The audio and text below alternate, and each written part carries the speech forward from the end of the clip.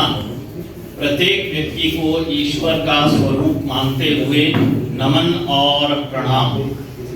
अभी जो आज की मीटिंग है मैं उसे एक मील का पत्थर मान रहा हूँ, में तो नहीं हुई है। मैं दो तीन छोटी बातें आपको बताना चाहूँगा कि बहुत बार अर्जुन सर के पास एक गांव में गया। गांव में एक बड़े ही सीधे सरल किसान पिता मुझसे मिलने के लिए आए और हम लोग विवाह में भोजन कर रहे थे। वो भी मेरे पास बैठे और उन्होंने कहा कि मेरा पुत्र आपके पास पढ़ता है तो उसकी क्या परफॉर्मेंस है मुझे बताएं। मैंने उन्हें कहा कि मैं शाम 6 बजे घर पर पहुंच जाऊंगा, आप अपने पुत्र को मेरे पास भेज दीजिए और मैं आपको उसकी सारी परफॉर्मेंस बता दूंगा।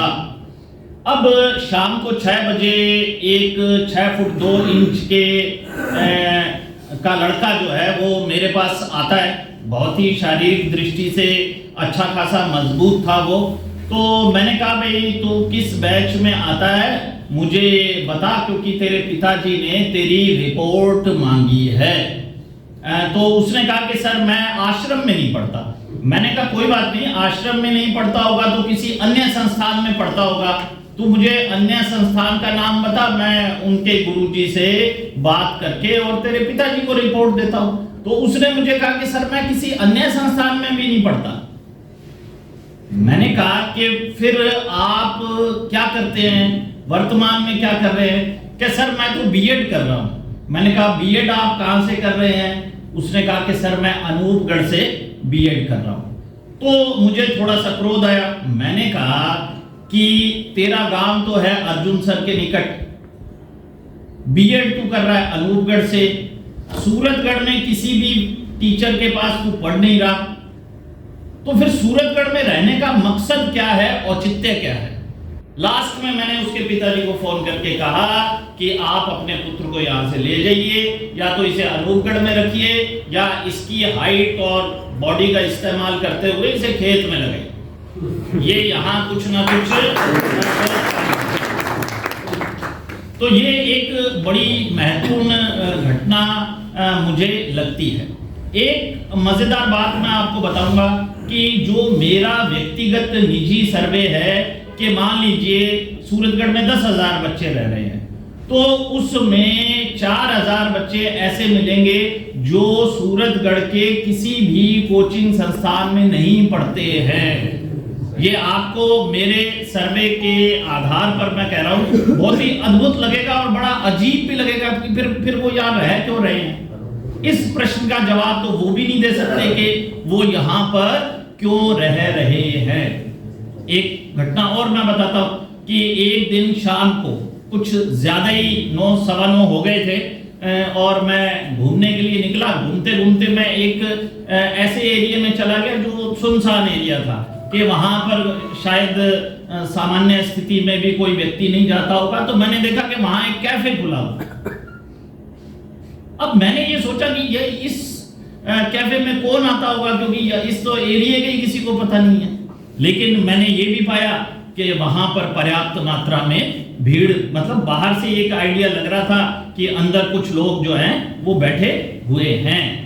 सूरतगढ़ शहर एक ऐसा शहर है जो वेद भूमि है और मुझे ये कहते हुए गर्व होता है कि सूरतगढ़ ने राजस्थान पुलिस बेड़े को 100 तो अधिकारी दिए हैं और 300 कांस्टेबल दिए।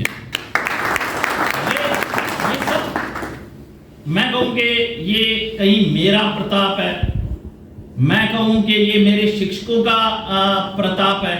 दरअसल ये सूरतगढ़ शहर के लोगों का प्रताप है, ये इस वेद भूमि का प्रताप है जो यहाँ की मिट्टी में ही ऐसा है, और ये सरस्वती मैया की कृपा है जिसकी वजह से ऐसा हो रहा है।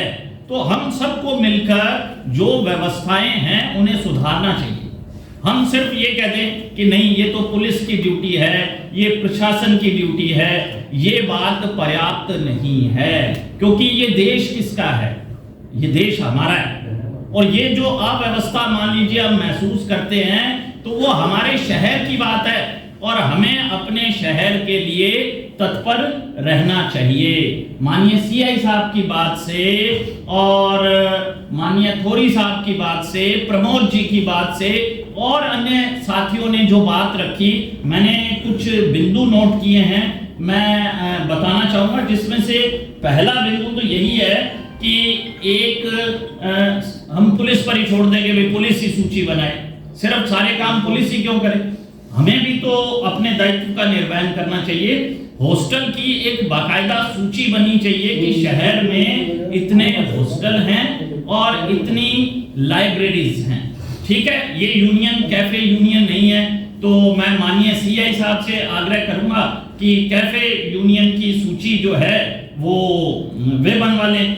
दूसरी बात आती है पहचान पत्र की, कि जो भी बालक आपके हॉस्टल में रहने के लिए आ रहा है, लाइब्रेरी में पढ़ने के लिए आ रहा है, आप उससे पहचान पत्र लें, उससे उसका आईडी प्रूफ लें। और आईडी प्रूफ मात्र किसी कोचिंग संस्थान के आईडी प्रूफ को बिल्कुल भी सत्य ना माने, बल्कि ड्राइविंग लाइसेंस है या आधार कार्ड है उसका भी प्रयोग करें।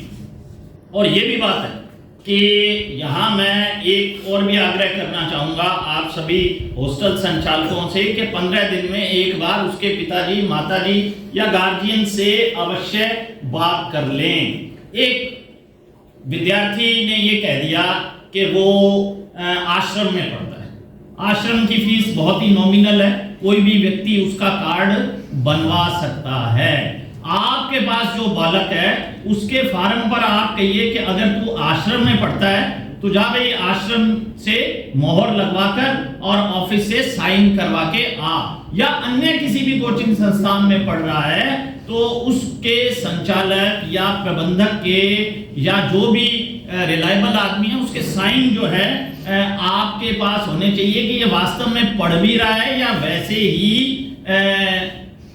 बात कह रहा है। दूसरा, हम लोग मान लीजिए रिजल्ट निकालते हैं, आप रिजल्ट में उसको कहिए कि ला भाई तेरी 14 दिन बाद बड़ा पेपर हुआ है तो दिखा तेरा नाम कहां पर है। आप सोचते हैं कि बच्चा भाग जाएगा, अगर भाग जाएगा तो बहुत ही बढ़िया है, क्योंकि वो बच्चा हमारे लिए, आपके लिए, पुलिस के लिए भविष्य में एक समस्या बनने वाला है। और टिका रहेगा ना तो आरएएस बनने के बाद, सब इंस्पेक्टर बनने के बाद वो यही कहेगा अपने साथियों को कि फला हॉस्टल में चले जाना। मैं भी वहीं रहता था, वहां की व्यवस्थाएं बहुत ही अनुकूल हैं। तो जो कोचिंग सेंटर का ऑफिस है वहां से मोहर अवश्य लगाएं। एक मुझे ये लगता है व्यक्तिगत रूप से कि एक उम्र होती है इस प्रकार की जिसमें एक विपरीत लिंगी के प्रति बड़ा आकर्षण हमारे मन में रहता है। तो ऐसी स्थिति में क्या बढ़िया हो कि अगर लाइब्रेरी के अंदर लड़कों की विंग अलग और लड़कियों की विंग अलग हो। बहुत सारे सालों पर मैंने ऐसा देखा कि विंग जो है अलग अलग है, आप बना दीजिए, बच्चा भी कंसंट्रेट होकर पढ़ सकेगा। हम सभी उस उम्र से गुजरे हैं, तो वहां पर तो ऐसी हरकतें होना स्वाभाविक सी बात है, उसमें बच्चे का भी पूर्णतः दोष मैं नहीं मानता। एक 10 बजे सफिशिएंट टाइम होता है, उसके बाद आप अपने कमरे में रहें, आपको पढ़ना है तो पढ़ें। मैं चाय पीने जा रहा हूं, मैं लाइब्रेरी से आ रहा हूं, मैं इस बात को सही नहीं मानता।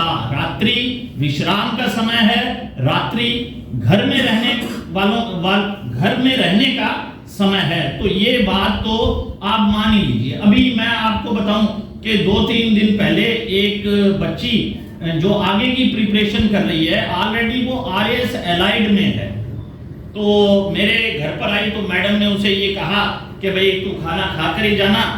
बातचीत में मैं भी देर से आया था, तो बातचीत में लगभग खाना खाते हुए 10 बज गए। अब 10 बज गए तो वो जिस हॉस्टल में रह रही है उसमें मैं और मैडम उसे छोड़ने गए, लेकिन हम अंदर नहीं गए, हम छोड़कर और बाहर आ गए। और मैंने देखा कि हॉस्टल नहीं था, वो एक्चुअली किराए पर ले रखा है उसने रूम। तो जो संचालिका हैं उनका मेरे पास फोन आया कि सर ये 10 बज गए और अब आइए। तो फिर मैंने उनको बताया कि नहीं, ये मेरे ही घर पर थी। मेरे को बहुत अच्छा लगा। मैंने उनको कहा मैं आपको बधाई देता हूं आपकी इस सोच के लिए कि आपने एक अधिकारी बच्ची की बात को भी ना मानते हुए और ये कंफर्मेशन किया कि क्या ये आपके घर पर थी। बहुत ही बढ़िया बात लगी और प्रशंसनीय बात लगी। एक बात जो थोड़ी साहब ने कही कि एक बीट कांस्टेबल की ये ड्यूटी लगा दी जाए कि वो सभी बच्चों के पहचान पत्र अपने पास रख ले। एक्चुअली क्या होता है कि पुलिस का तो भय ही बहुत तगड़ा है। नाम में ही, वर्दी में ही वो दबाव है कि अगर अपराधी होता है ना तो वो तत्काल ही सरेंडर कर देता है। तो जैसे ही बच्चे को या कोई ऐसा जो गलत उद्देश्य से आया है उसको लगेगा कि मेरी आइडेंटिफिकेशन पुलिस के पास जा रहा है तो वो भाग खड़ा। और ऐसे बच्चों की हमें आवश्यकता भी नहीं होनी चाहिए। हाँ, ये बात जरूर है कि व्यवस्था कुछ ऐसी होनी चाहिए कि हॉस्टल संचालक को बार बार चक्कर ना लगाने पड़े। वो चूंकि हमारे सीआई साहब एक कुशल प्रबंधक हैं तो वो अपने आप इस बिंदु पर एक व्यवस्था हमें अवश्य प्रदान करेंगे। सातवीं बात है कि कैफे, लाइब्रेरी जांच अभियान। ये बात सही है कि हमें लगता है कि अरे पुलिस ये नहीं। आज संसाधनों की और नफरी की बहुत ही कमी है और एक ही पुलिस, कोई विशिष्टता तो हमारे देश में अभी तक स्थापित नहीं हुई है पुलिस के संदर्भ में। एक ही पुलिस अधिकारी को सारे काम करने पड़ते हैं कि वीआईपी ड्यूटी भी करो, चोर को भी पकड़ो, दुर्घटना हो गई तो वहां भी जाओ, अन्य अपराधिक गतिविधियों को भी देखो। तो फिर भी मैं आग्रह करूंगा कि रैंडमली हो जाए, खासकर कैफे, लाइब्रेरी और हॉस्टल जांच अभियान। संसा व्यक्ति अपने पत्नी और बच्चों के साथ रह रहा है, वो उस गर्ल्स हॉस्टल को चला रहा है। मैंने पूछा अच्छा किस हॉस्टल में रहती है? कि सर उस हॉस्टल का नाम तो नहीं है। ये कुछ साल पहले की बात कर रहा हूं मैं। उस हॉस्टल का नाम तो नहीं है। अच्छा, मैंने कहा नाम नहीं है तो फिर मेरे को ये बता कि चलाता कौन है? क्या सर एक भैया चलाते हैं, गर्ल्स हॉस्टल है, एक भैया चलाते हैं। अब मैंने पूछा कि उस भैया का नाम क्या है? कि नहीं पता। फिर मैंने पूछा कि अच्छा भैया चलाते हैं गर्ल्स हॉस्टल तो उनकी मम्मी या उनकी कोई भी मतलब महिला परिवार की साथ में रह रही होगी? कि नहीं सर। मेरे को बहुत ही हैरानी हुई। मैंने कहा कि भैया आए कहां से? तो उसने मेरे को और भी आश्चर्यजनक उत्तर दिया कि भैया जो है वो मूलतः हरियाणा के रहने वाले हैं। अब पता ही नहीं है कौन आदमी है जो कि एक गर्ल्स हॉस्टल चला रहा है। तो यहाँ पर कहीं भी हम इस बात को अन्यथा ना लें। संचालकों को भी अपनी आइडेंटिफिकेशन जो है वो बिल्कुल देना ही चाहिए। और हमें आइडेंटिफिकेशन देने में दिक्कत कहाँ है? कहीं कोई दिक्कत है ही नहीं। दिक्कत होती है पुलिस के सामने सिर्फ अपराधियों, बाकी किसी को दिक्कत नहीं होती है। मैं यहाँ पर एक घोषणा कर रहा हूँ कि ये जारी होना चाहिए। सूरतगढ़ पुलिस की ओर से घोषणा नहीं कर रहा। एक बात अभी एक पॉइंट रह गया था कि किराएदारों का भी वेरिफिकेशन हो, कि किराएदारों का भी वेरिफिकेशन हो। और ये हमारा नैतिक दायित्व है एक्चुअली कि किराएदारों का भी वेरिफिकेशन हो। मैंने रख लिया, मैं जानते ही नहीं कौन रह रहा है। और अपराध जिस स्थिति में बढ़ रहा है वो हम सब के लिए चिंतनीय है। यहाँ पर एक बात मैं और कहना चाहूँगा कि मैंने आज निर्णय लिया कि जो भी हॉस्टल संचालक की लिस्ट मुझे श्री वीरेंद्र सिंह जी जोसन द्वारा उपलब्ध करवाई जाएगी, उसका नाम, मोबाइल नंबर, हॉस्टल का नाम बकायदा मैं आश्रम के बाहर एक पट पर लगाऊंगा कि ये हॉस्टल है जो कि आश्रम के द्वारा, ठीक है। और जो भी बच्ची या बच्चा एडमिशन लेना चाहता है वो ले सकता है। दरअसल ये बात सही है कि जब कोई प्लस पॉइंट आते हैं तो उसके साथ माइनस पॉइंट भी आते हैं। अब कोई माइनस पॉइंट है तो वो मिलकर हम सबको दूर करने चाहिए। और कोई कमी है मान लीजिए आश्रम की ओर से कोई कमी है, तो मुझे तत्काल स्वीकार करना चाहिए कि हाँ ये कमी है और उस कमी को सुधारना चाहिए। अब यहाँ पर इस चर्चा में बहुत सारी बातें जो है वो निकल कर आई हैं, जो कि निसंदेह हमारे शहर को सुंदर, स्वच्छ और नैतिक दृष्टि से उत्तम बनाने का काम करेंगे, एक व्यवस्था युक्त शहर बनाने का काम करेंगे। और मैं मान कर चलता हूं, चूंकि यहाँ सभी सकारात्मक लोग उपस्थित हैं जिन पर सरस्वती मैया की कृपा है, तो इन बातों को स्वीकार करेंगे और इसमें और भी कोई सुझाव आएगा तो